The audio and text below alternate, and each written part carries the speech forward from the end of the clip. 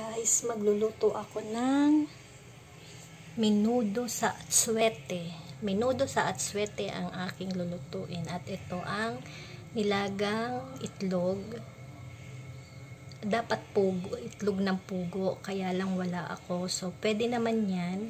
Hihiwa-hiwain lang natin. Nalaga ko niyan. So, ngayon, babalatan ko na siya.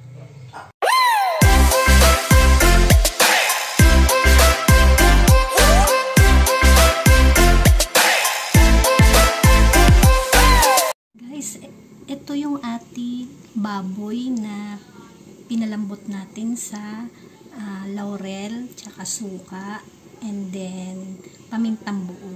Ayan. Hiniwa-hiwa ko na siya ng maliliit. Ayan. Ang lulutuin natin ay menudo sa atsuete.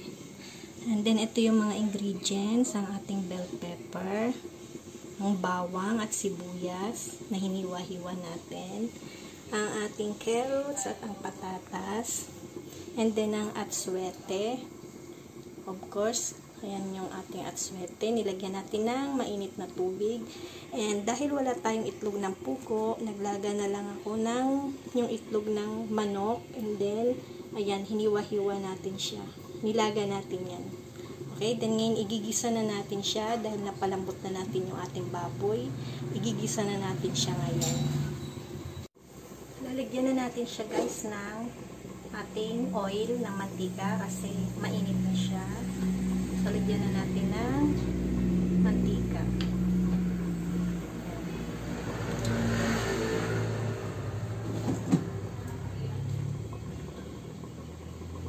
And then, igigisa na natin ang ating, ito na ang ating garlic, ang bawang.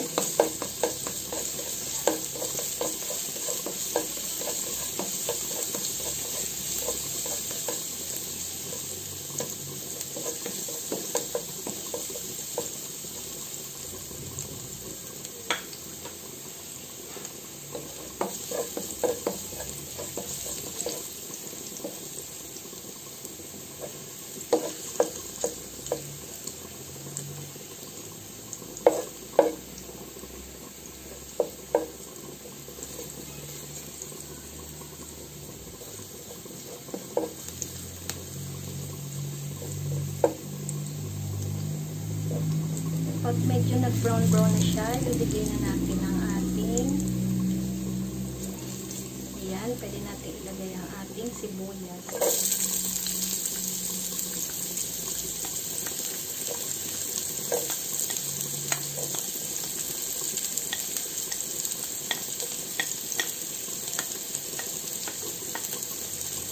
Mamaya natin ito ilalagay yung ating bell pepper.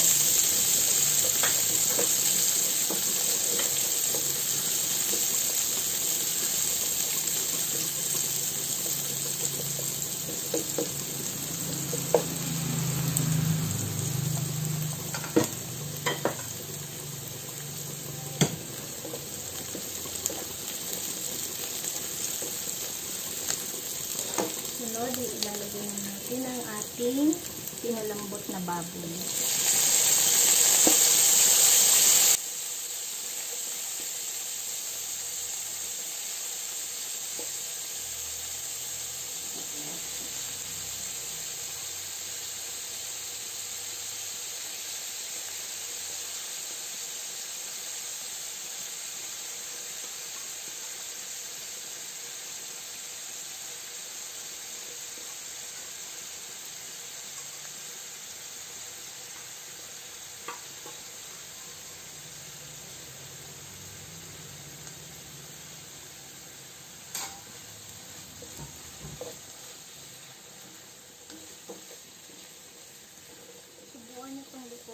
Masarap siya. Natutunan ko to sa biyanan ko. Kasi di ba ang karaniwang niluluto is yung ang nilalagay nila ay hindi atsuete. Ang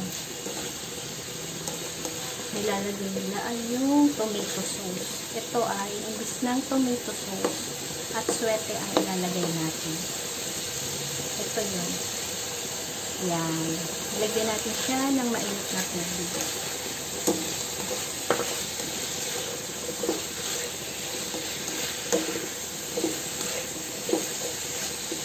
natin siya ng konting patis and magic sarap pampalasa.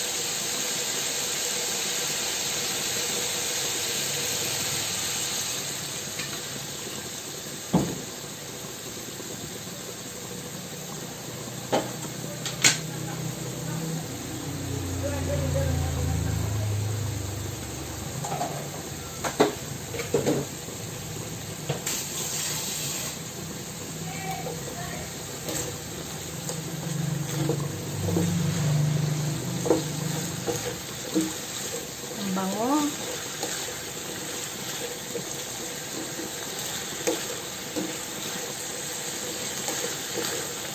Hayaan muna natin siyang medyo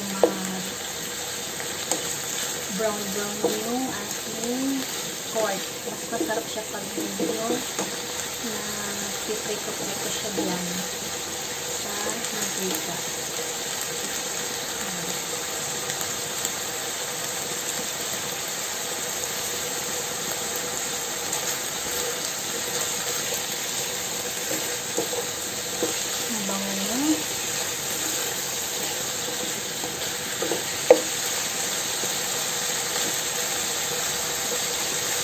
Kalahating kilong pork yan. Tapos ito, isang pirasong carrot, saka isang pirasong malaking patatas.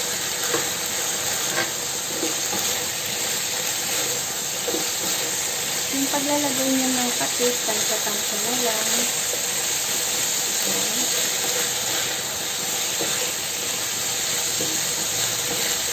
Ibang palagay niyo. Tapang tutong.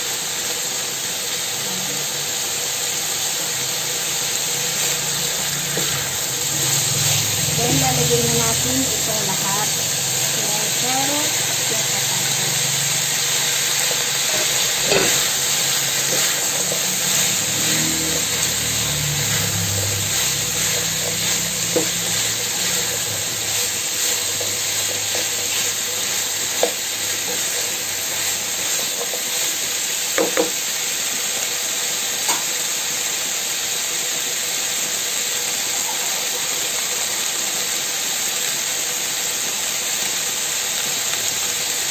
Lagyan natin siya ng tubig para maluto yung lumambot yung ating patatas at carrot.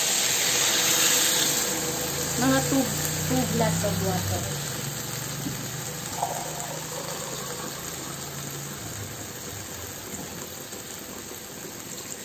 Yan. Then, saka natin ilalagay itong ating atswete.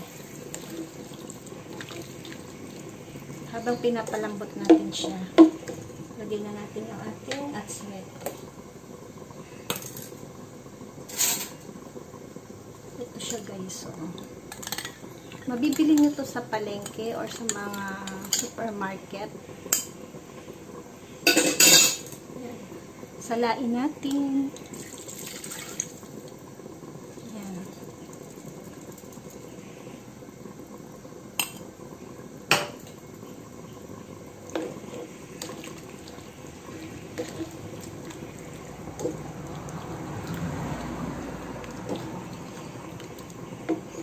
Takpan natin siya guys. Hayaan muna natin maluto yung ating patatas at carrots.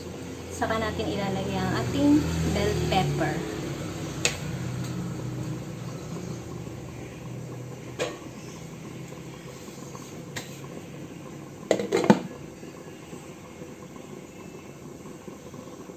Ito na guys, malambot na ang ating patatas at carrots. So, pwede na natin ilagay ang ating bell pepper.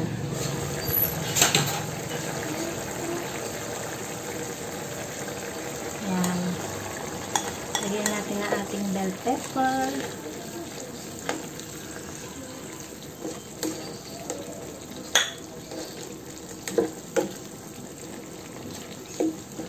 Kaya natin hinuling ilagay ang ating bell pepper para hindi siya ma-overcook and para hindi siya lasak na makain. Kasi pag sinabay natin siya dito sa paglalagay ng patatas at carrots kanina, malalasak na siya, ma-overcook, hindi na siya masarap at kainin.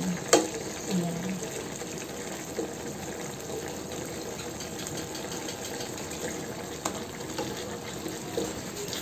Then, after ilang minuto lang, ilalagay na natin ang ating egg. Dapat, itlog ng pugo ang inilalagay dito, pero pwede naman yung itlog ng manok kung wala kayong itlog ng pugo. Itlog din naman yun. Ayan, ilalagay na natin ang ating hiniwa-hiwang itlog ng manok. 4 pieces na itlog to na nilaga. Ayan. Ayan guys, luto na ang ating menudo.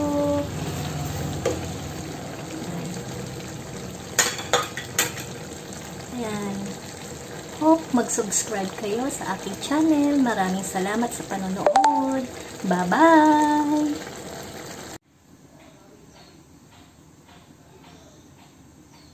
At ito na ang ating menudo sa atsuete. Sarap! Kain tayo!